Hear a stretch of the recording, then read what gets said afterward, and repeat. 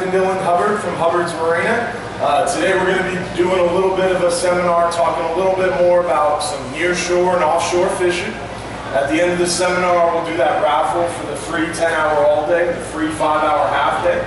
Now, when I say seminar, I will be up here talking, but I like talking with you guys. I like kind of doing it more like a conversation because it's no fun for me to sit up here and talk.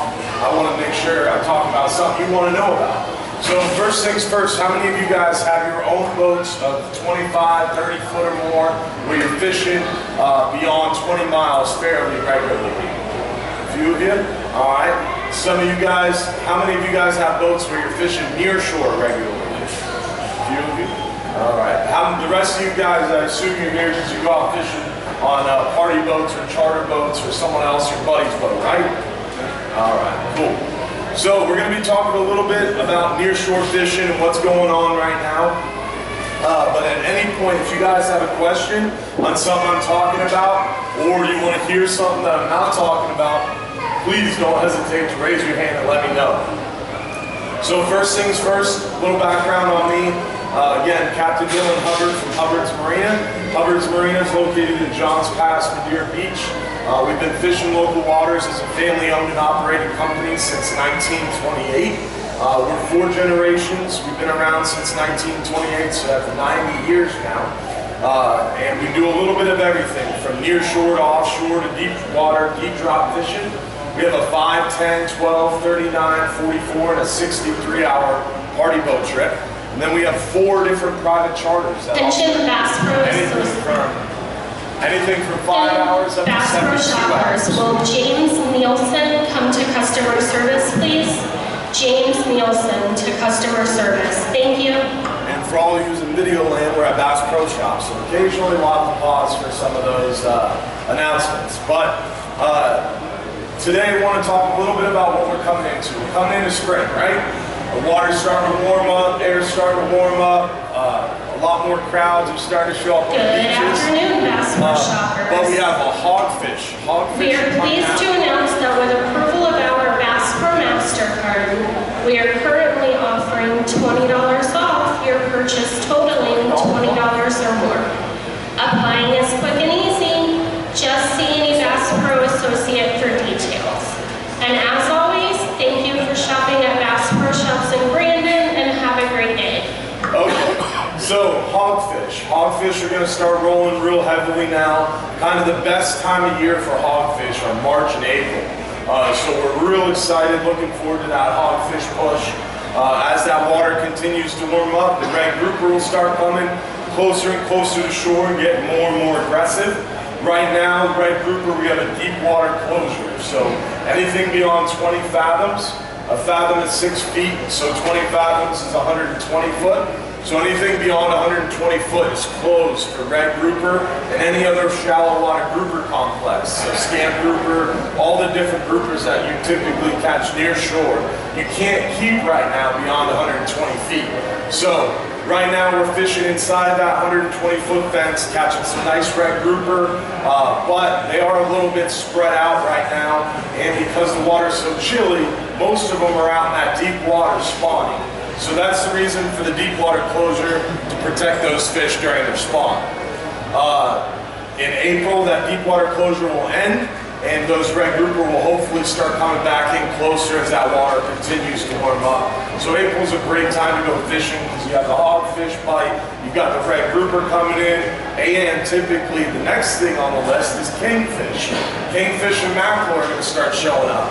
Right now already, there's a ton of mackerel on the Skyway fishing piers and inside the mouth of Tampa Bay. So there's a lot of action mackerel-wise around the mouth of Tampa Bay, and shortly thereafter we'll have those kingfish show up.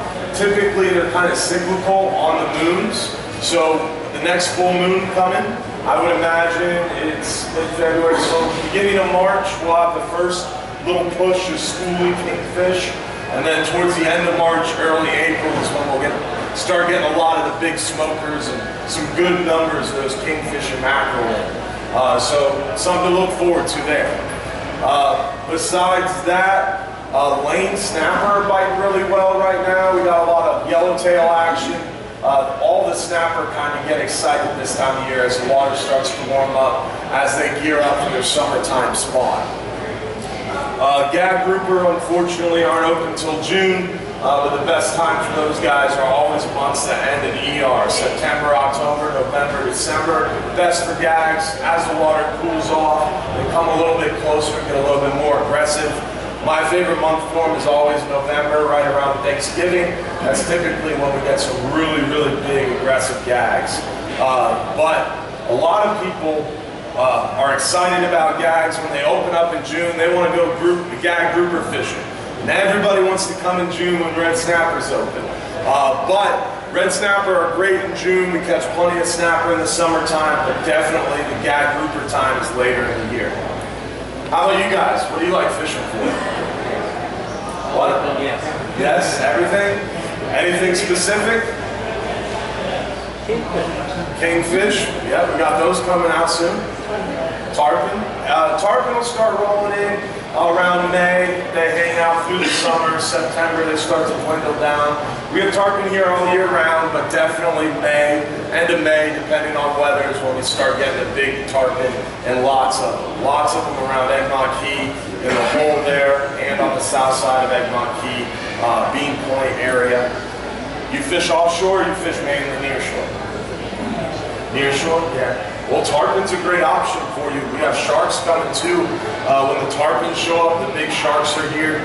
Just this past week, we were doing really well on hogfish during a private charter. Caught about 30 hogfish, 35 hogfish on a 5-hour half-day fishing trip. And about 20 of those were keepers, maybe 24 of them were keepers. And a nice big bull shark followed one of them up to the surface. It was pretty cool.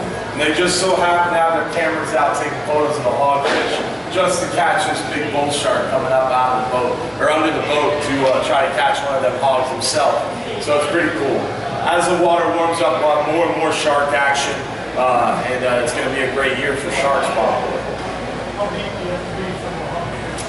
Hogfish, typically anywhere from about 25, 30 feet.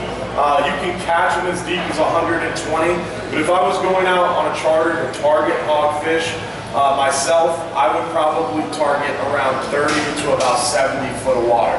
That's kind of the sweet spot. Anything deeper than 70 makes it difficult because there's so many other aggressive species that are going to be more willing and more quick to bite your bait than that less aggressive, more leader shy hogfish. So beyond 70 feet, it makes it a little bit more difficult to hook and line hogfish. Out there, it's a little easier to swim down and shoot them with the spear gun.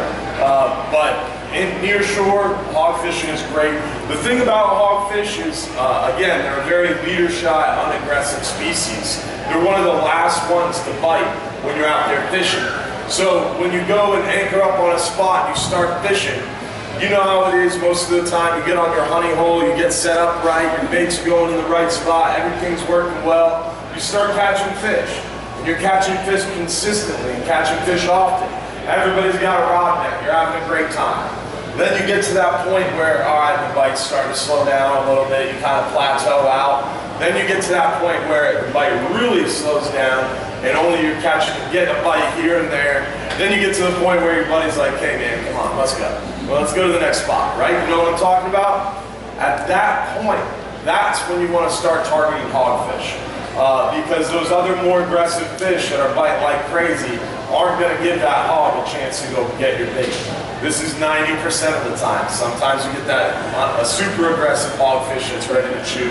March and April, that's that time of year where they get a little bit more aggressive. But typically it's one of the last fish to bite. They're a lot like trout in the fact that when you catch a nice speckled trout on the flats in that one little sandy spot, there's typically another half dozen trout hanging around that same general vicinity. Same thing with hogfish.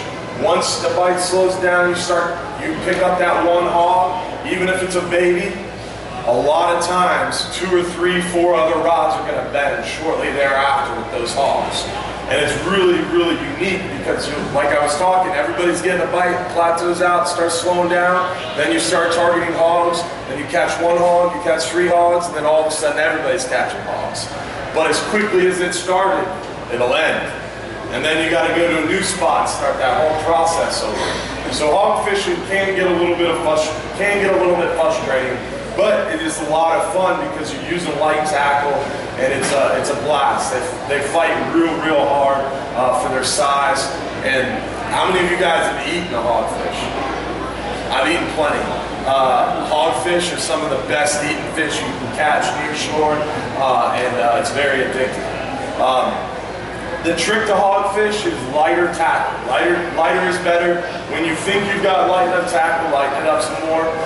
Typically what I'm using is one of these 4000 series spinning reels.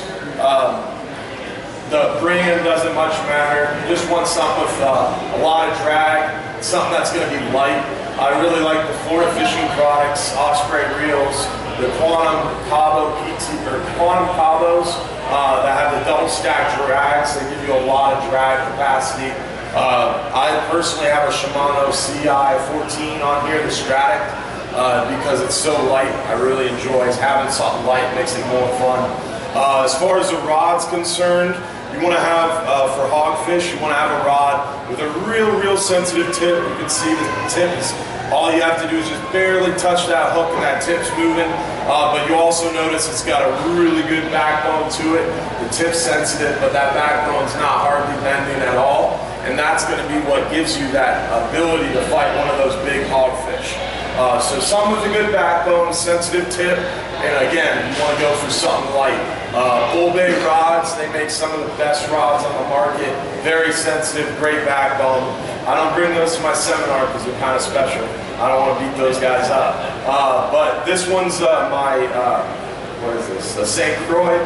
St. Croix makes a really great product as well. And this is a St. Croix. But long story short, light, good backbone, sensitive tip. Then you get to the line. As far as the line goes, you always want to have braid because the braid is going to give you more sensitivity. It's going to cut through the water better. You're going to be able to feel that bite more easily. I typically use anywhere from about 15 to 25 pound braid in that 4000 series spinning reel. Right here I've got about 20 pound Power Pro on this reel. Then you have to, very important, to have a fluorocarbon top shot or a leader. In most cases you would call this a top shot because it's so long, but in this case it's just simply a leader, but it's a really long leader. You saw me tying this up before the seminar. It would be even longer if that little lock thing wasn't on the spool, making it difficult. Typically I'm putting anywhere from about 20 to 30 feet of fluorocarbon on top of that braided line. That way there's no chance that hogfish is going to see this braid. All he's going to be looking at is that hook and the bait, and that fluorocarbon will disappear in the water for me. So that's the line that I would typically use starting. Always go with 30 pound fluorocarbon. The bite's slow. Some people say 20 works, but it's really frustrating to work so hard and get through all those other fish and then hook that hogfish and lose them. So I typically go with 30 pound, and it seems to be a good happy medium. If I could, I'd do 60, but unfortunately they're very leader shot, so you gotta go lighter. Then as far as the knot, very important to have a loop knot. Again, hogfish, very smart, very leader shot. If the bait's not presented naturally, you've got no shot. So a little loop knot, whether you're using a knocker rig, naked ball jig, or a jig head, that loop knot to your hook is very important. In this case, this is what you call a knocker rig. I've got an egg sinker on the main line, no swivel in it, and then just simply a bare single hook. For the hogfish, I always go with the single hook. That way, I don't have another hook. You want to go minimal tackle. No glow beads, no crimps, nothing. All you want is minimal weight, minimal tackle, and minimum weight to the weight. A lot of people say, well, what pound or what size lead do you use? The answer is smaller the better. If you can get away with using a 16th ounce or whatever it is, a split shot, that's what you want to go with. Lighter is always better. The idea behind that is how a knocker rig works. This is going to fall on me. How a knocker rig works is the further that lead gets away from the hook, the slower that bait is going to descend to the bottom. And as this goes down to the bottom, the drag of your bait on the hook is going to pull the hook further and further away from the lead. Again, slowing the descent of the bait and making it appear more and more natural as it gets closer to the bottom.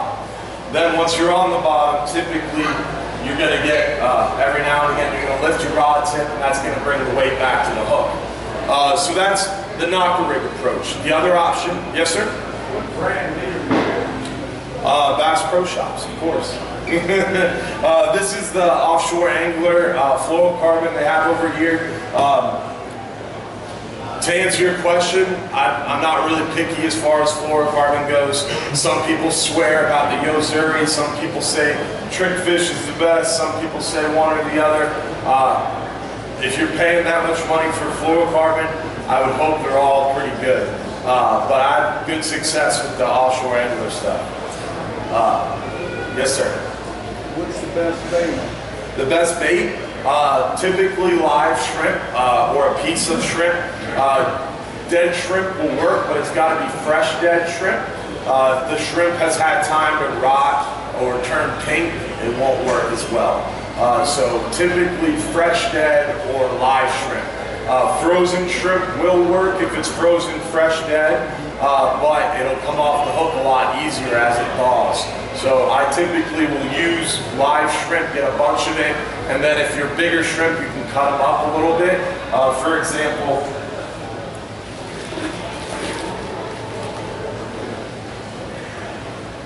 a shrimp like this is going to be a little too big. These are one of the fish, when it comes to hogfish, they're one of those fish where bigger is not better as far as the bait's concerned. So typically what we do on the charter boat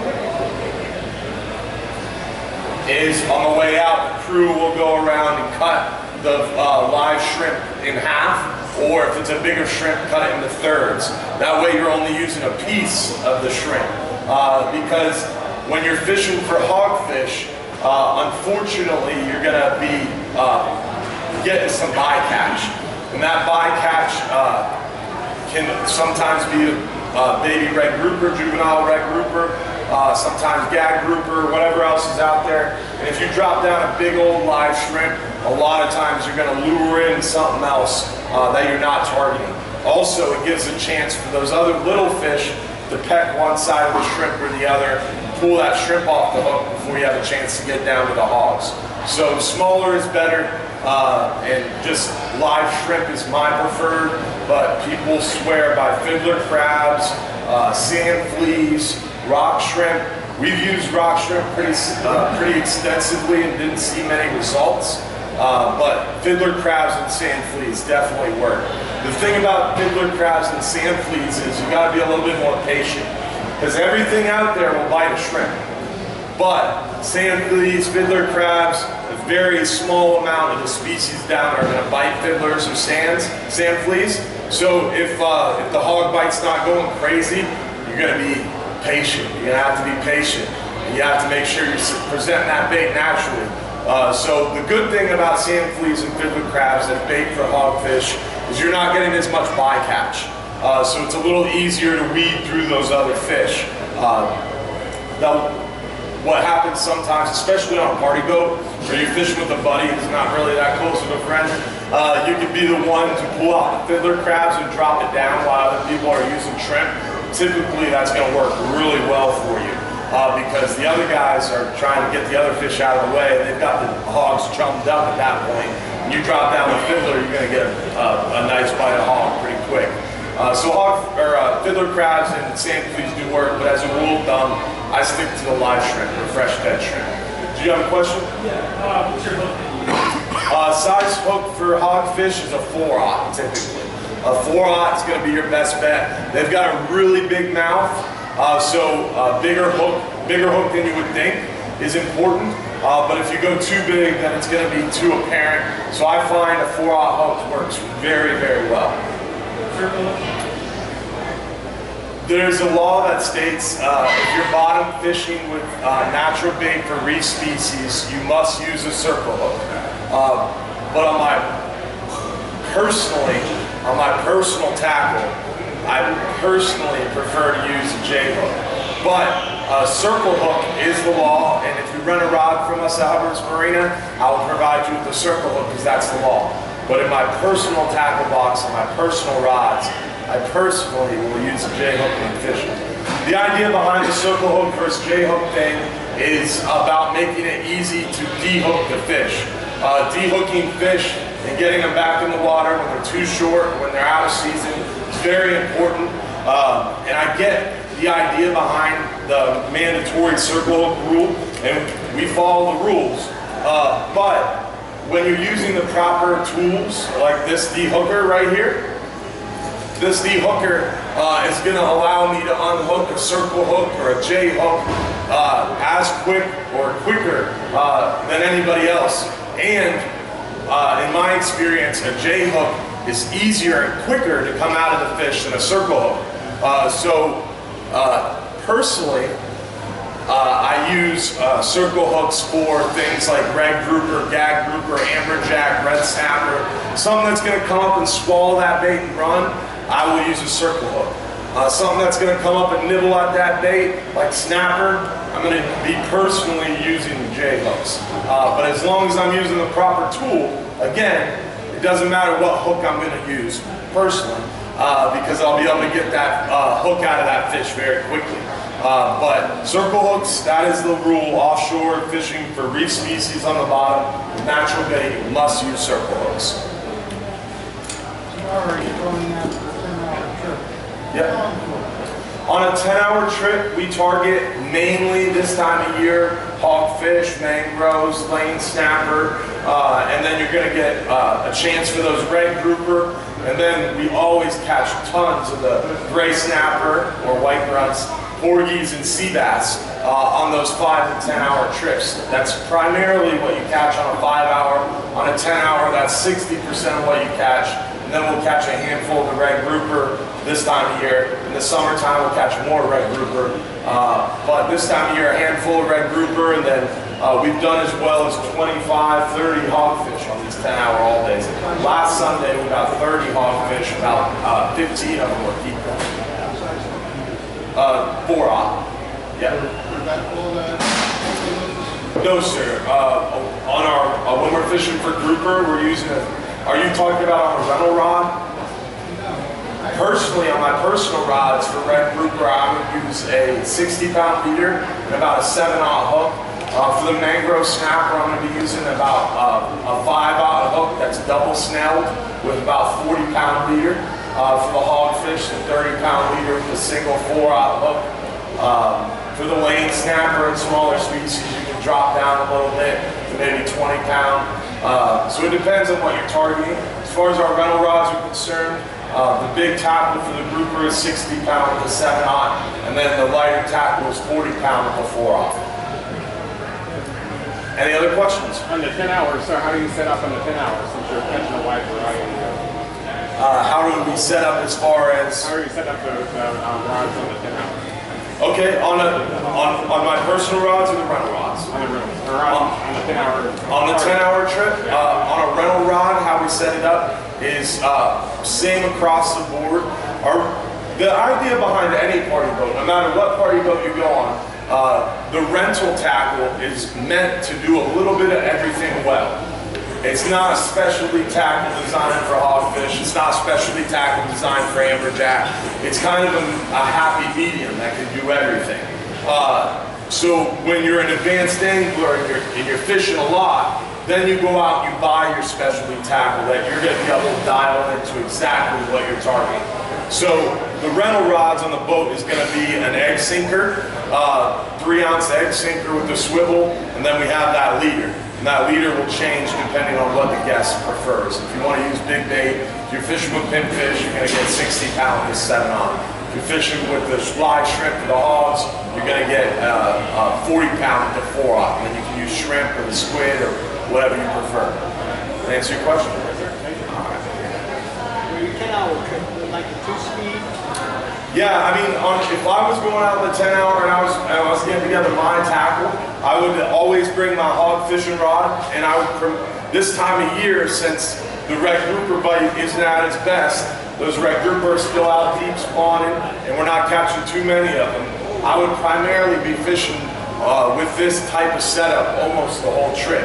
Now, if we got into an area where we got into the red grouper and people started catching red grouper, then I would drop down with one of my 2-speed reels, because the 2-speed is going to allow me to set the hook quickly if I happen to hook into a mangrove or a lane or whatever else, but still have the power to be able to horse in one of those red grouper.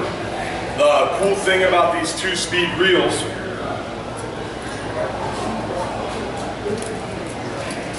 is when you're using a 2-speed reel, it's like you're using 2 reels in one, because you have the high gear ratio and the low gear ratio reel wrapped into one.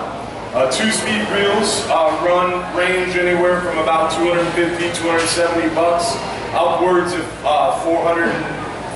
around $500, depending on the brand. You can get a Penn Fathom over here at Bass Pro Shops for around $250, $260, and they work very well. This is a Daiwa Saltiga.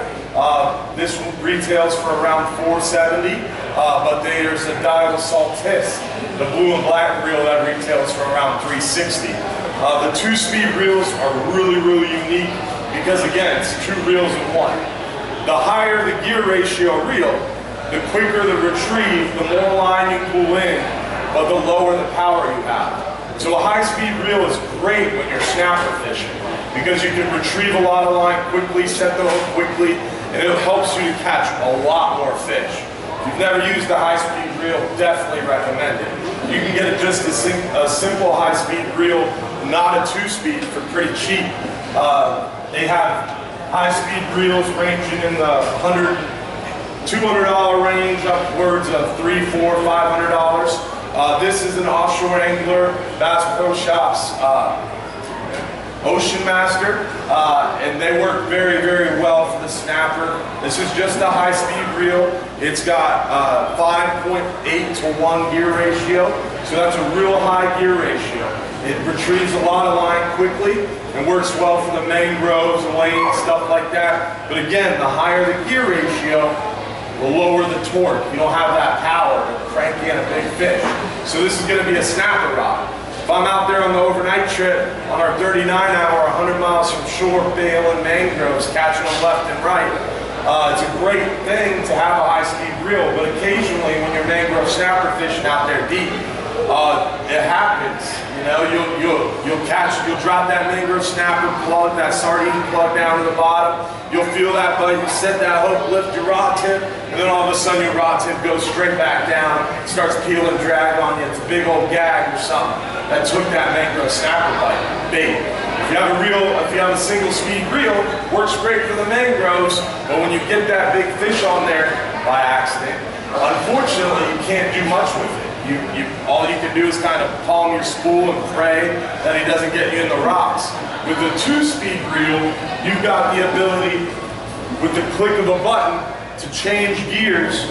It's like when you're driving your truck and you're downshifting to go up the hill. Same idea. With the 2-speed reel, click of a button. Now it's like I'm fishing with this reel. So it's a 2-speed gives you the ability to have the speed of this reel, but if you need it, the power of this reel. So that's why I prefer to use a 2-speed reel. On a 10-hour trip when red grouper's open and we're catching a bunch of them, 90% of the time I'm going to be fishing with this bad boy. On a 39-hour, 90% of the time I'm going to be fishing with this bad boy, targeting those mangroves and maybe catching some others. Let me finish this line of questioning, Dan. I'll answer your question. So the 2-speed, the idea behind it, let me show you real quick. See where my lead is? See where the lead is, guys? This is in high gear ratio right now, high speed mode. I'm going to turn the handle 1 revolution. See how much that lead moved? Now I'm going to drop it back down to the same spot. That lead moved almost 5 feet or so with 1 revolution of the handle. So now I'm going to drop it back down to the same spot, click the button, I'm in low gear, low speed now. I'm going to turn the handle 1 more revolution. Didn't move very much, did it? That's the difference with the high gear and the low gear. Cliff's gonna show you the difference between the power. You wanna grab that weight for me? Grab it nice and tight for me. All right, hang on a second. So now I'm back into high gear mode, high speed. So when I'm mangrove snapper fishing out there, I'm always, no matter what I'm fishing for, I'm always in high gear mode because I want to be able to reel in a lot of line quickly and set that hook quickly. So I've got my drag set right now, just good enough. It's set for storing the rod, so let me fix that real quick. I've got my drag set right now and strike just to fight those mangrove snapper. Now, if I start reeling down on that fish, and he starts pulling my rod tip down, it's a bigger fish than I thought. You'll notice, keep going, Cliff, you notice he's taking drag. I can try to turn this handle, but I'm not gaining any drag. I'm not gaining any line. With a simple click of a button and the adjusting the drag, he's got no shot. Now I can reel it right back to me. It's crazy how much more power you have with that, just simply a click of a button and changing that drag. It's a lot different, right, Cliff? Yeah, you can hardly pull line out of it now. That's a very quick adjustment. Allows you to really dial in on what you're fishing for. Thank you, Cliff.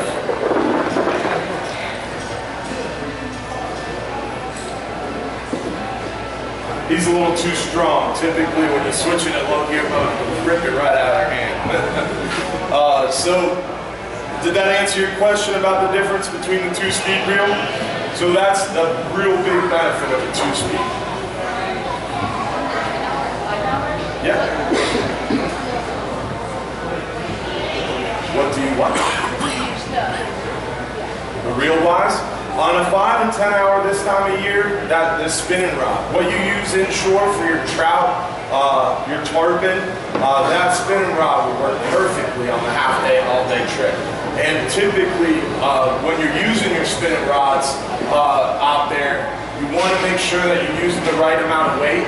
You've got to put that monofilament or fluorocarbon top shot on.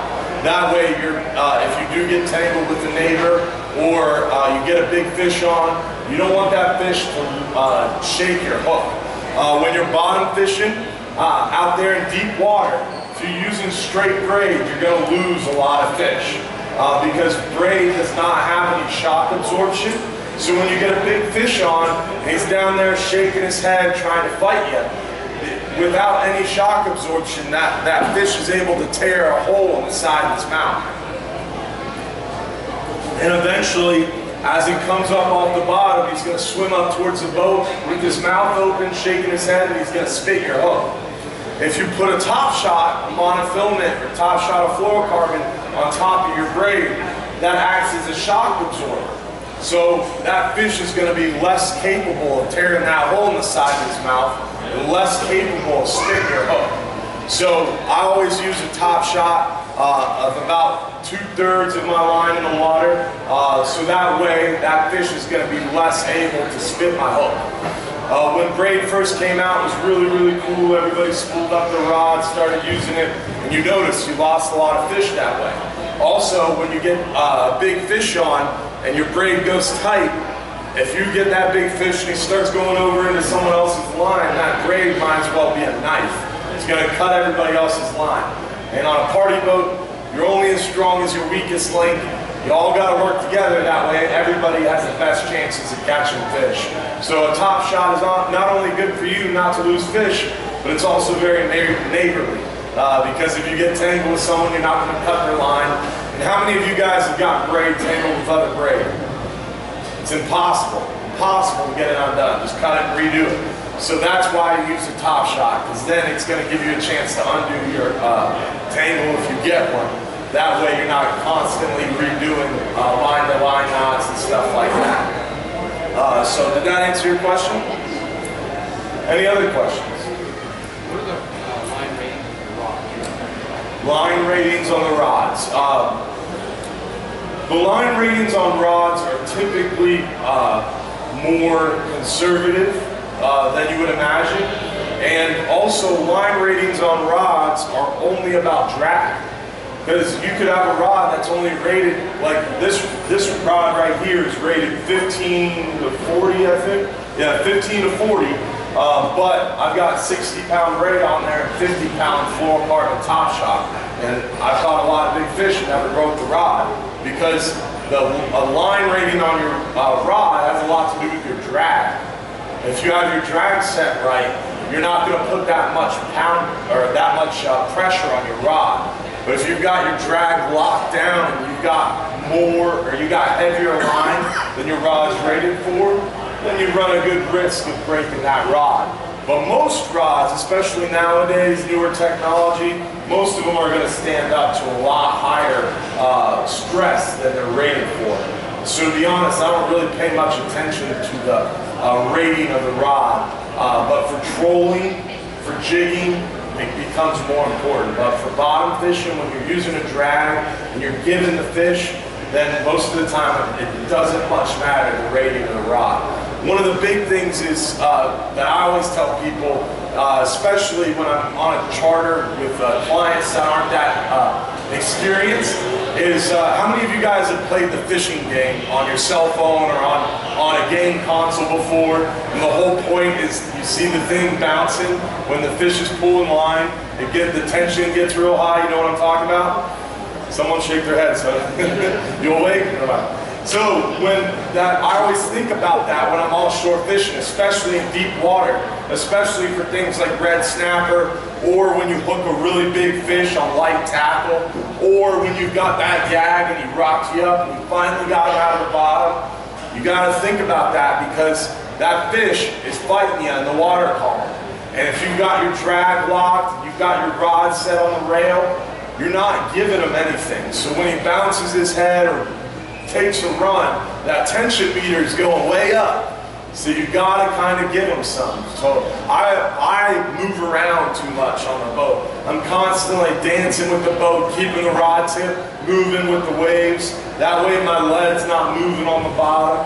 The boat's going down, my rod tip's going up. The boat's going up, my rod tip's going down. I'm constantly moving that rod tip to make sure my lead's not being disturbed on the bottom. Because these bottom fish, they are very, very smart. You want to catch a really big quality fish, you've got to be thinking like a fish. You've got to make sure you present your bait naturally. You're keeping that lead steady. You're making sure your bait hooks straight. You're making sure all your knots are trimmed. You're making sure you don't have a bunch of extra terminal tackle down there. And you're constantly paying attention, making sure you're keeping that line tight enough to feel the lead, but not tight enough to disturb the lead on the bottom. So it's very important that you're constantly moving. Then when you hook that fish, you're constantly giving him some line if he starts pulling on you. All right? Know what I mean? Yeah. All right. Any other questions? What's the difference between Gatron and Braided? That's before my time, man. Anybody know what Dacron is? It's the older style braid. Dacron was around a long time ago. It was very popular. I've got an old 14-aught pen filled with 300-pound Dacron. It looks like cable. Braid is more of a nylon weave, and braid is the newer technology that weave, and it's very, very strong. And braid is thinner. Dacron is typically thicker.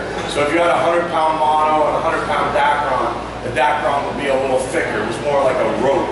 Whereas braid is much thinner. You got a 100-pound mono and a 100-pound braid. The 100-pound braid is going to be much thinner diameter than that monofilament. Did you raise your hand? You knew what the difference was? No. No? Oh, I didn't okay. ask what kind of a leader do you use? Good. I wanted to skip over that last question anyway. Sorry, Robert. The length of the leader really depends on what you're doing. When you're drift fishing, I'm going to go with a longer leader because when you're drifting, you want to make sure that your hook and your bait is further away from that lead. Are you waving to me? I don't know what to do back there. All right, so when you're drift fishing, it's a longer leader. The reason why is you want that hook and bait further from that lead because when you're drift fishing, what I was talking about before, keeping that lead still so it's not disturbing the bottom, when you're drift fishing, it's a lot harder to do that because the boat's moving, you're moving, you got to deal with the waves. So I use a longer leader when I'm drift fishing to ensure that that gives me a little bit more leniency if my lead's being disturbed on the bottom. So when I'm drifting, typically around a 6-7 foot leader. When I'm anchor fishing, straight up and down on the bottom, I'm typically using a 4.5-5 foot leader. When I'm using the Hogfish, I'm going 25-30 foot. When you're using a really big bait for amberjack, I'm using a 15-18 foot leader. So it depends on your application. But 90% of the time, I would say around 5 foot. The main thing I think about when I'm making my leader is what I'm targeting. For example, Gag Grouper. If you're fishing for Gag Grouper and you're fishing on a big ledge, that Gag Grouper, as soon as he gets hooked, is going right to his hole. So if I'm using a real long leader, my hook's on the bottom, my leader is outstretched, my hook's over here with my bait, far away, let's say I'm using a 6 foot leader. When that gag starts biting my hook, I'm keeping my lead still on the bottom, so my lead's way over here.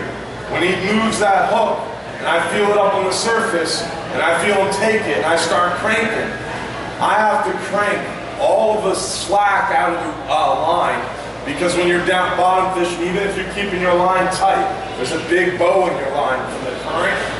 Then, once I get all the slack out of my line, then I've got to reel that lead 6 feet off the bottom before that hook starts to move. Then, once that hook starts to move and you feel the weight of that fish, all that stretch has got to come out of that monofilament or fluorocarbon. So, the longer the leader, the more lead time you're giving to that fish to get you in the rock. So, that's why a high-speed reel is so important. But if you're fishing for gags, you gotta have a lower speed reel because you need more power. That's why a 2-speed works so well. So the biggest thing is just think about what you're targeting, think about the conditions you're in, because the higher the current, the more of a bow you're gonna have. So it's even more important to shorten up that leader a little bit. But I personally never go shorter than around 3.5, 4 foot, because you wanna make sure your hook's far away from that big old lead you're using. Because that lead, that swivel, that's a lot of terminal tackle, that's going to scare away those more quality fish. Did I answer your question? Is that confusing? Anything else? Yes, sir?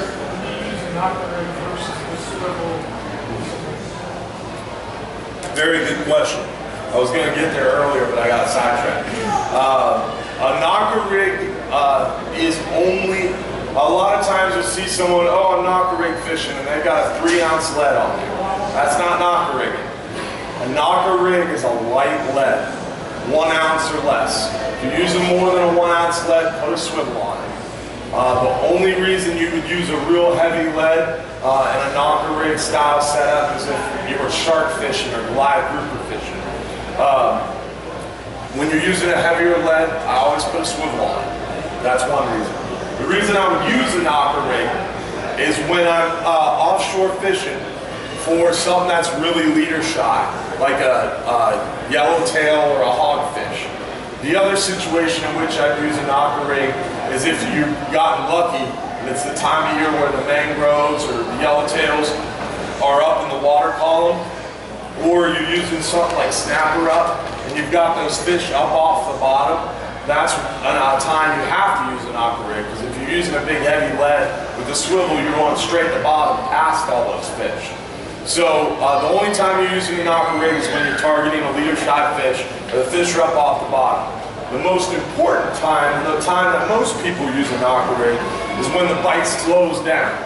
For example, in the summertime, like I said before, June's super popular. Everybody wants to go get their red snapper, and gags just opened up, so boats get full up. But in the summertime, it's hot. In the summertime, when it's super hot out, and typically in the summer we have gorgeous weather, it's flat, calm out there, The sun gets up in the sky, it's super hot, super calm. You have that tide shift going on. It looks like a lake out there and you're pouring sweat.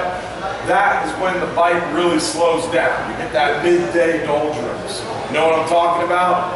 When the bite slows down, that's an awesome opportunity to utilize a knocker rig, because you're going to get that bait going down there real slow, real naturally. That fish is going to be sitting on the bottom, watching it flutter to bottom, and it's typically going to entice some of those bigger, more quality fish that weren't chewing before to get ready to feed. So a knocker rig is a real good tool when the bite slows down. If you're the first one to grab that knocker rig, like for example on a 39-hour, we set up on a spot, everybody's catching mangroves, we're doing real well, and then all of a sudden the bite stops. If you're the first one to grab that knocker rig and drop down, that's when you're going to get a really, really big fish. Cliff, that big old 12-pound mangrove snapper you caught, that was on a knocker rig, right? That was on a knocker rig. Yeah. Some of the biggest, most quality fish are going to be caught on a knocker rig. That was a live pinfish, I assume? That was a live pinfish. Yeah. So, Cliff dropped down. Last drop. Cliff dropped down a really nice bait on a light knocker rig. He got one of the nicest mangrove snapper I've ever seen caught. A little over 12 pounds. It was huge. So that is a great prime example of a knocker rig helping you to catch more fish. The bite started to slow down. We were about to go home, so the captain wasn't going to make another stop. Everybody started to take showers and put their gear away. He was the first one to grab that knocker rig and drop the right bait and won a jackpot. That answer your question? What was your question over here?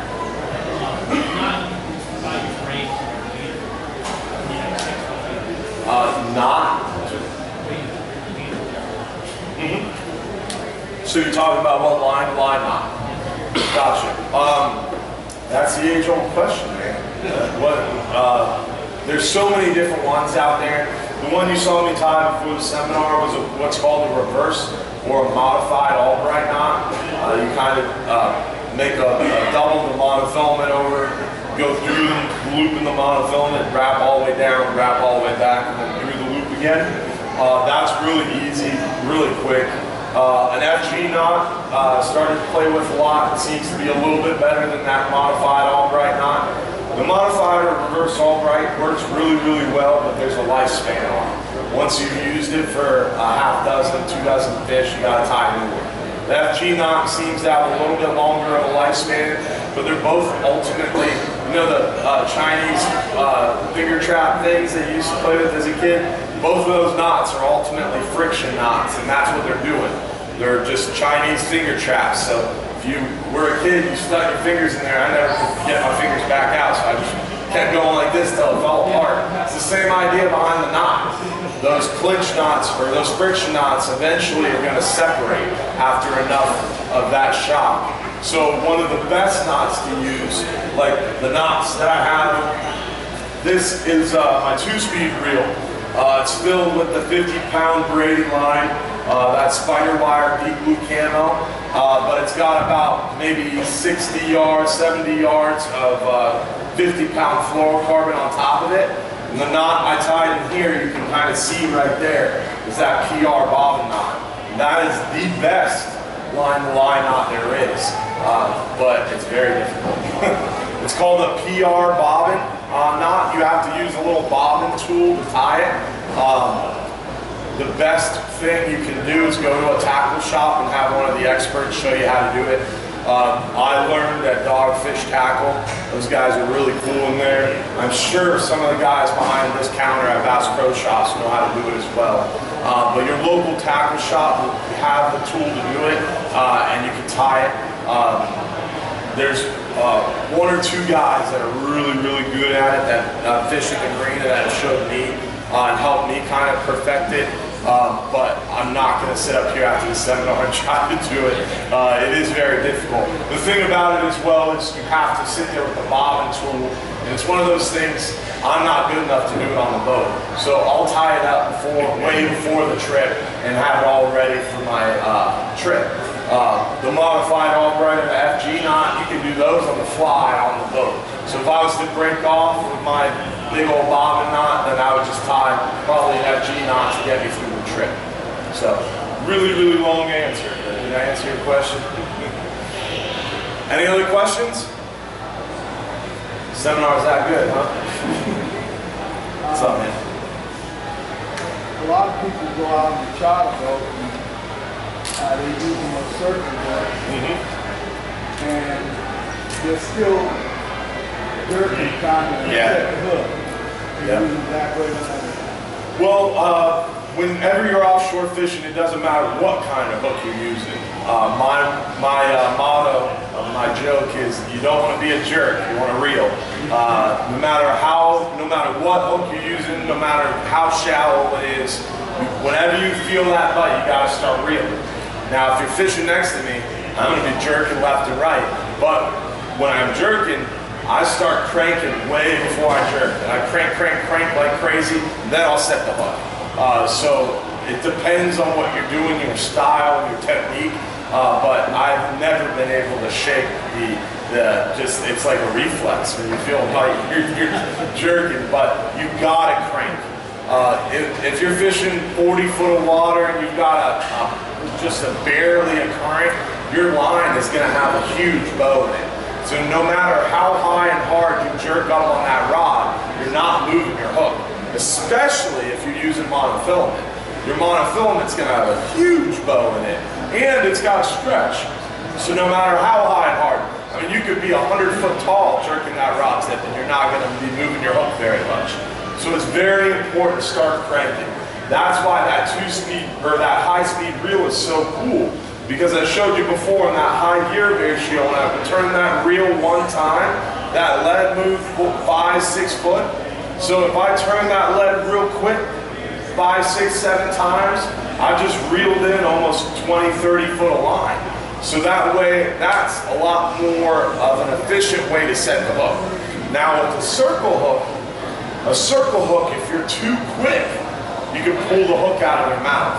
And if you're fishing inshore with a circle hook, you're yanking on the rod too soon, you're gonna pull the hook out of his mouth.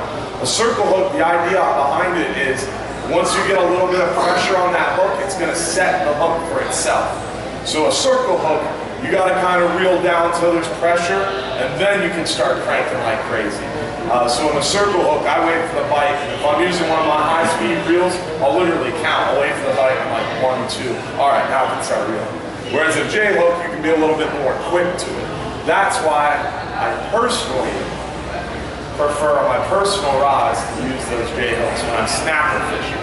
But for red snapper, amberjack, red grouper, gag grouper, they're gonna go hit that bait and run. So the circle hook works really, really well for those species. Because half the time the gag grouper has got your bait and is running to his rod. So just by the time you catch up, he's already got the hook set in his mouth for you. All you have to do is pull back on him. So a circle hook works well for those bigger species. So just enforcing the circle hook regulations. Turn the camera off.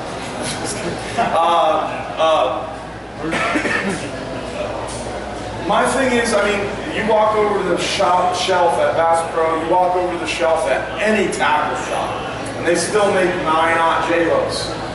Who's going to use a 9-aught J-hook unless you're offshore fishing? So tackle companies are still making them. The whole fisheries regulations is a whole nother seminar. I personally attend all of the National Marine Fishery meetings around the 5 Gulf states. Basically how it works is you have NOAA, then they created the National Marine Fisheries Service. National Marine Fisheries Service has 8 different councils that service the different fisheries across North America.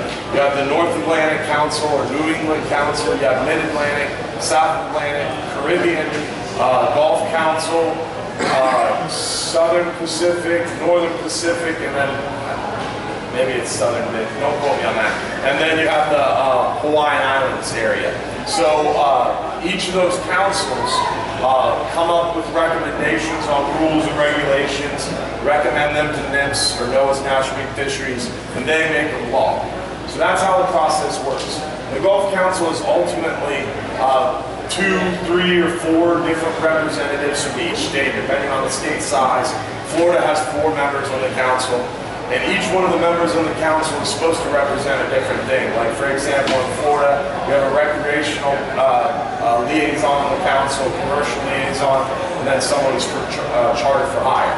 So that's kind of how the council is made up. And then you have people from NIPS, and then you have different law enforcement from each different state on the council as well. There's 17 voting members, 25 total on the council. These people make up these rules to help try to preserve the fishery, which is ultimately all of our goal. But unfortunately, there's a lot of unintended consequences, and there's a lot more to it. It's a very difficult, slow process, because 17 people agreeing on a vote is very difficult, you know? So the idea behind the circle hook rule is to minimize dead discards, because how we get these crazy seasons. For example, if you look at red snapper landings, red snapper is only open for charter for hire for 49 days last year. So it was only June and July. But in January, February, March, April, and September, October, November, they were saying we're catching hundreds of thousands of pounds of red snapper. And the reason that those landings are there is because you're catching red snapper out of season. You're unhooking that fish, and they're saying as you release it, it floats up and dies. So the way you combat that discards is the different rules they've made. Circle hooks, supposed to be easier to unhook the fish, supposed to get the fish in the water more quickly. The idea was they wanted to lower those dead discards. Also the venting tool. A while back they made venting tools mandatory. Then they said they weren't mandatory. Everybody's confused. On my boats, they are mandatory. A crew has to have a venting tool. They have to use it. Venting is very important. That's going to really decrease dead discards by almost 70%. Now they're talking about descending devices, making that a rule. What a descending device is, it's a contraption that you tie onto your line with the weight, and every fish you catch in federal waters, you would have to take it off the hook, attach it to this descending device, descend it into a depth of water where that fish doesn't have that barrel trauma, and then jerk your rod tip and it releases the fish healthy. That's what they're talking about making a rule now. Yeah, exactly. So this venting tools are very important. And venting tool outreach, teaching people the proper way to vent fish is very important. If you don't know what I'm talking about, please come see me after the seminar. I'll personally show you how to use a venting tool. Now, venting and descending, this problem we're talking about, only occurs when you're fishing beyond 4 atmospheres. So we have an atmosphere pressure on us right now. Every 33 feet you go down is another atmosphere. So 4 atmospheres of pressure would be around 99 feet. So in the state of Florida, anywhere past 80, 90 foot this time of year, you're going to have to vent fish. So if you're fishing 100 foot of water, you catch a red snapper and you're going to release it, you got to vent that fish. In the summertime, you have to vent fish shallow. Even in 70 foot of water, fish can come up with barrel trauma. Who knows what barrel trauma is? 3 of you, come on guys.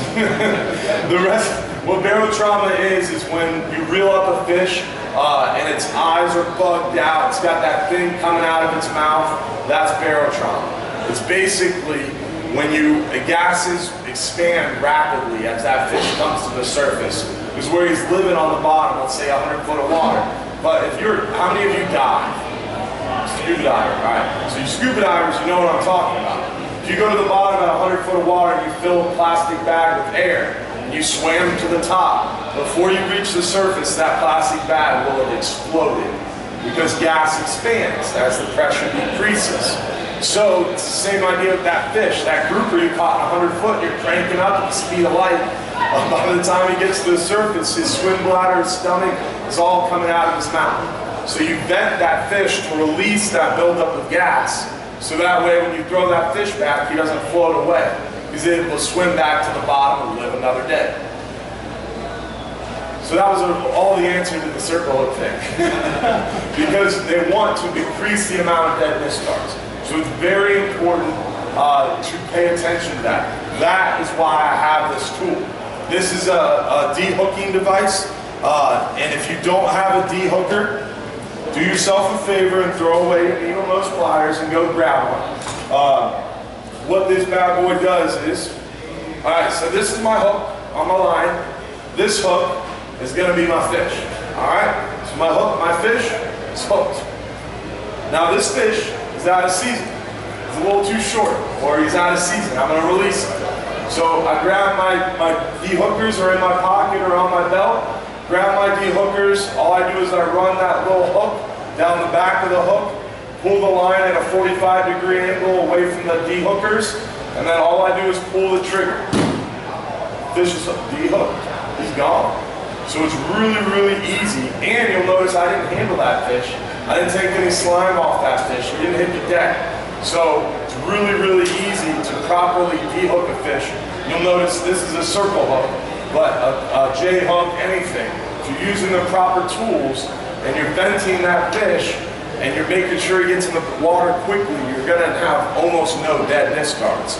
So it's very important to use the right tools, and you think about that to make sure that we're lowering our number of dead discards, because that's gonna help the fishery and the conservation. Even if National Marine Fisheries doesn't give us credit for being good stewards of the resource, we as anglers, it's important that you're doing your part. All right? That answer your question. Any other questions? I won't go off on another rant, I promise. Flatline rigs? This time of year, flatlining is very, very important. This time of year, we have blackfin tuna around. Tuna, the best time of year for tuna is the month of February. Every year around the month of February, a new moon or a full moon, we have a bunch of tuna action offshore, especially the new moon in February, which just right around this time, we have a ton of tuna out there. So hopefully our 39-hour that's out right now, 100 miles from shore, is catching a bunch of those blackfin tuna. The way it works with the flatlining is you want to make sure, there's a couple different methods to flatline. For tuna, you want to use a nice long 6-8 foot 50-pound fluorocarbon leader with about a 5-aught circle hook, typically a tail hooked pinfish. Or you can use simply a dead sardine when the current's running or you're drifting, just a dead sardine on a bare line works. But if you're anchor fishing and the current's not really doing much, you can use a balloon to pull that bait away from you and stick it up on the surface. So tuna, just a simple bare 50-pound fluorocarbon leader and a simple 5-aught circle. For the kingfish, we're coming into the kingfish time of year. For a kingfish flatline, you want to use what's called a stinger rig, which is simply some wire leader with a treble hook on the back and a J hook just above the treble hook, and then about 18 to 20 inches of wire leader to a swim. They're really easy to tie if you know what you're doing and you have decent eyesight. But if you're lazy like myself, or you just don't have the time to sit there and tie up a bunch of rigs, you can buy them pre-made and they work just as well. Bass Pro Shops has a ton of different kinds of pre-made stinger rigs over there. The stinger rigs, typically for kingfish, I'm using around number 4 wire or number 3 wire, somewhere around that 30 to 40 pound range is a good starting place for flatline for kingfish. Flatlining is very important. If you're out on your buddy's charter, if you're out on your buddy's boat, you're on your own boat, and you're out there in deep water, you've got to have a flatline out. If you don't have a flatline out, you are letting the fish pass you, and they're swimming by laughing at you, eating up all the chum. When you're out there bottom fishing, especially on a party boat, you got a bunch of lines in the water, people are catching fish. That barotrauma thing I was talking about, when that happens, the stomach comes out of the mouth of the fish, all that stomach content gets regurgitated. So when you're catching a bunch of fish out in deep water, these fish are throwing up on the way to the surface, throwing up the pieces of bait they just ate. So they're creating a huge chum line for you. And that chum line drifts down current, and the pelagic fish will swim up that chum line. That's why a flat line with nothing on it will drift down your chum line. And that big old pelagic fish will come up and smash that bait. So a flat line is very important. On a party boat, it's not always applicable because sometimes the current's not running right, sometimes there's too many people on board, sometimes the wind isn't running right, sometimes the boat's swinging too much, you can't pull it off. But on a charter boat or on your buddy's small boat, when you've only got a few lines in the water, if you're not using a flat line, you are missing out on a bunch of fish. We've caught sailfish, we've caught marlin, we've caught tuna, wahoo. Not too long, I think it was last year, I think maybe the year before. Had a flat line out. This fish missed the flat line for some reason, but this kid had his flat line ready. The fish swam up and he pitched it to you. I'll tell you the story real quick. It was about this time of year, April, May. This huge fish swims up to the side of the boat. It was an 88-pound wahoo. This gorgeous wahoo. Swam up to the side of the party boat. This kid had his flat line sitting there.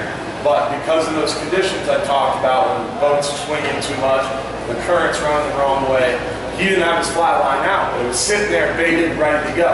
So when he saw this fish swim up, all he did was unhook it, toss in that bait right in front of his mouth, and this fish came up and smashed it. This guy was on a 10-hour all day. We're fishing like 60 foot of water and brought home an 88-pound wahoo, taller than he was. I mean, talk about a trophy catch on a 10-hour all day. It's pretty cool. So if you have the right tackle, you're ready for that fish to show up, you can catch these fish. Last year, around end of April, Captain Frank was hog fishing with the little spinning rod, and all of a sudden we see this sail pop out of the water. He quickly cut the weight off and tossed out a sardine in front of that thing, brought home a huge, or didn't bring home, but brought into the boat a huge 6.5 foot sailfish. So you gotta pay attention that when you're out there fishing, a lot of these pelagic species will swim up to you. And spring and fall is the best time for it. When that transitional period happens, and you're going from cold water to hot water, and you're changing seasons, that is when those pelagics get the most active. Also around new and full moons.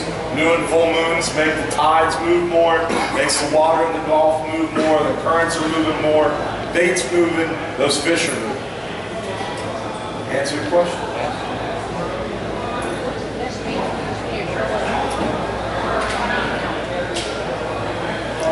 When you're trolling, this time of year, the best baits to be using near shore is a spoon. And then you put about 15 to 18 foot of around 60-pound monofilament or fluorocarbon between the spoon. You gotta remember to put a snap swivel on in front of the spoon. Forget that sometimes.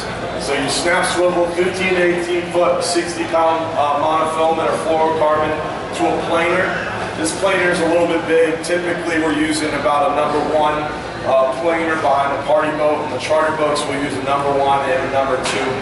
The idea behind the planer is the planer pulls the spoon. So your spoon's behind the planer, like this. And that planer, once you set it, pulls that spoon under the water, holds it under the water. When you get a fish, the fish pulls on the back of the planer, brings the planer and the fish back to the surface. So it's a really, really cool, easy rig, super easy to set up, and you can totally bail for big mackerel and a few big kingfish this way. You're not going to get the tournament winning kingfish on this setup though. For the big tournament winning kingfish, you want to troll something like a skirted plug or a yozuri at a slower rate of speed, and something like a downrigger, or just get lucky and hopefully one of those big ones are on the surface. But those bigger kingfish are typically lower on the bottom. That's why all those tournament boats have downriggers, because a downrigger is basically a really, really big planer because it's got a downrigger ball that drags your bait to the bottom at whatever depth you set it at. Typically, those really, really big kingfish are hitting live bait. You're trolling live mullet or live mackerel, and that's what they're using for bait. But to troll something like that, you have to have a really special setup. It's called, on a diesel boat, you have to have a trolling valve, which allows your engine to idle at a a lower rate of RPMs, and it's very, very expensive. Or on an outboard engine, especially if you have 3 engines behind your boat, you shut 2 of them off and you're only using 1, that will let you go slow enough to troll. And that's what a lot of those tournament boats are. They have 3 and 4 engines, and they can turn off certain engines, and that's how they slow their boat down enough to troll. If you don't have multiple engines, you can cheat and just bump your boat in and out of gear. But an outboard engine, when it goes in and out of gear, is super loud. So it's not really that conducive to catching big fish. It's that click, that outboard going in and out of gear, is going to scare a lot of those big kings away. But to answer your question, the best bait is just a planer and spoon. This time of year, anybody on any boat, you can have, I did it in my 16-foot Carolina skiff, just trolling up and down the buoys, the crab traps out there, you can troll up and down the crab traps lines, or in the bay, you can troll up and down the side of the shipping channel. It's a great time of year to go catch a bunch of mackerel. It's really, really fun. Any other questions? You can troll on our party boat trips on 5 hours, and on 39, 44, and 63 hours, you can always troll. On our 10 and 12 hours, sometimes we're going a little too fast to troll. It really depends on the captain of the day. Any other questions? I think we're pretty much out of time here, folks. We're going to wrap up by doing that raffle, so don't go anywhere. If you were here in the beginning, you got those raffle tickets, and yeah, we can go ahead and shut her down.